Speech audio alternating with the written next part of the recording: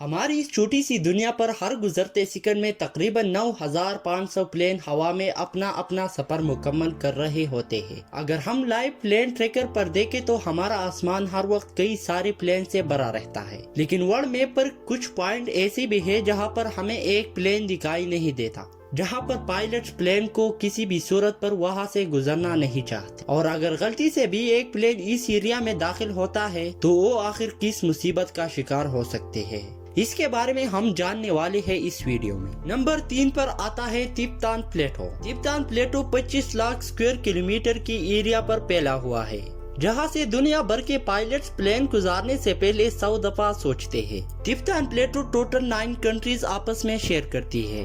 Geographical point سے دیکھا جائے تو یہ ایریا پلین کے لیے بہت ہی امپورٹنٹ روٹ مانا جاتا ہے، جو چائنا کو یورپ اور مڈل ایسٹ سے ڈائریکٹ کنیکٹ کر سکتا ہے۔ لیکن اگر ہم لائیو پلین ٹریکر میں دیکھیں تو پلین اس پوری ایریا کو اگنور کر رہے ہیں۔ اس کی سب سے مین وجہ پلیٹو میں پائے جانے والی اونچی پہاڑی سلسلے ہیں، جو چائنا سے شروع ہو کر نیپال اور بھوٹان سے ہو کر افغانستان پر ختم ہوتے ہیں۔ یہاں پر تقریباً ہر پہاڑ کی اونچائی 14,000 فیٹ سے بھی زیادہ ہوتی ہے، اور ایک کمرشل پلین نارملی 35,000 فٹ کی بلندی پر فلائی کرتا ہے۔ ویسے تو یہ پلین ان پہاڑوں سے بہت اوپر ہوتے رہتے ہیں، مگر پلین کسی بھی ایمرجنسی کی صورت میں، یعنی اگر پلین پر پریشر پڑنے سے ہوا لیک ہو جاتی ہے یا انجن کسی بھی وجہ سے فیل ہو جاتا ہے، اور اب پائلٹ کے پاس صرف اور صرف 20 منٹ وقت ہوتا ہے، پائلٹ کو انہی 20 منٹوں کے اندر پلین کو 35,000 فیٹ کی اونچائی سے 10,000 فٹ تک لانا ہوتا ہے۔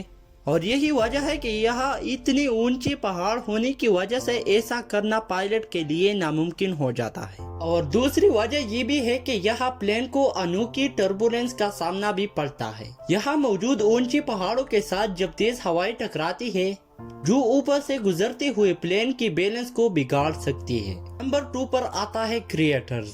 دنیا میں ایسی بہت سی جگہ ہے جہاں پر ہزاروں سال پہلے اسپیس سے میٹرائٹ گرے تھے۔ یہ میٹرائٹ اتنی وزنی ہوا کرتے تھے، یہ جہاں بھی گرتے تھے آس پاس کئی 100 کلومیٹر کا ایریا تباہ کرتے تھے۔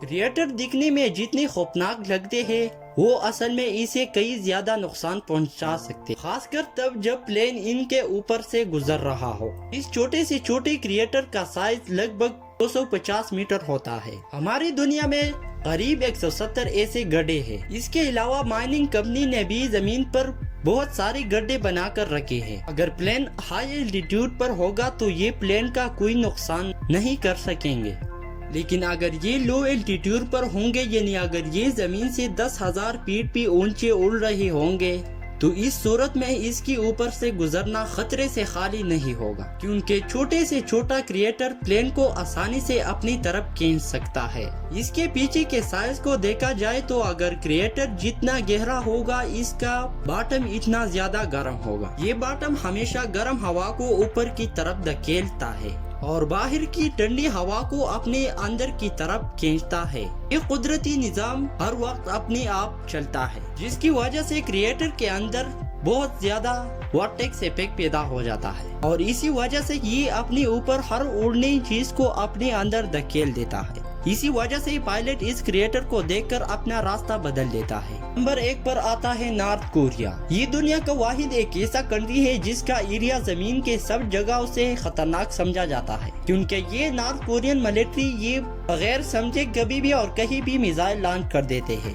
نارملی ایسی سچویشن میں کچھ دنوں پہلے ہی سب ایئر لائن کو الرٹ کیا جاتا ہے، اور فائر کرنے سے پہلے تمام اڑنے والے پلین سے کانٹیکٹ بھی کیا جاتا ہے، بالکل اس ایریا کے قریب ہوتے ہیں۔